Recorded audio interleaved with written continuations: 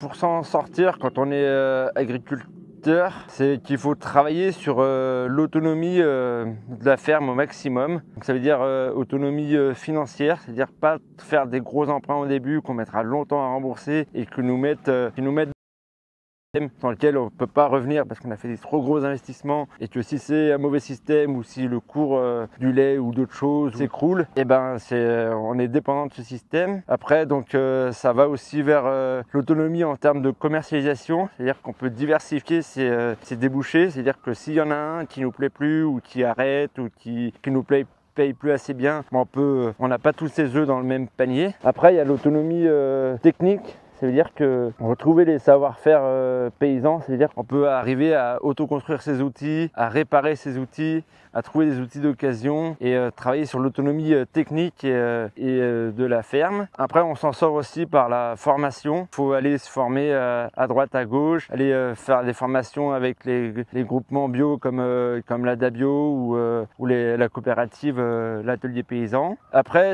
l'autonomie, elle passe aussi par l'entraide entre producteurs. C'est-à-dire que moi, par exemple, sur ma ferme, je travaille avec d'autres maraîchers et quand j'ai un surplus, je les appelle, je leur demande s'ils peuvent m'écouler ça. Eux, pareil, ils font pareil. Si moi j'ai un créneau pour les écouler, on se donne des coups de main et on s'échange beaucoup de trucs. Et ça permet aussi d'échanger sur les techniques culturelles, sur les bons plans, les bonnes affaires. C'est plein de choses et ça, c'est énorme ce qu'apporte l'humain dans l'autonomie d'une ferme. Après, ça devient, moi par exemple, avec la traction animale, je suis pas dépendant des cours du pétrole. C'est-à-dire que le pétrole, il peut monter à 4 € le litre. Moi, j'ai un cheval, je serai de plus en plus rentable. Plus j'utilise mon cheval, mieux il va travailler. Donc c'est l'inverse d'un tracteur. Un tracteur, plus on l'utilise, plus il a des heures, plus il s'abîme. Mon cheval, plus je l'utilise, mieux il va travailler. Donc il faut s'inverser le cerveau. Après, nous aussi, sur la ferme, on travaille avec un éleveur, Xavier.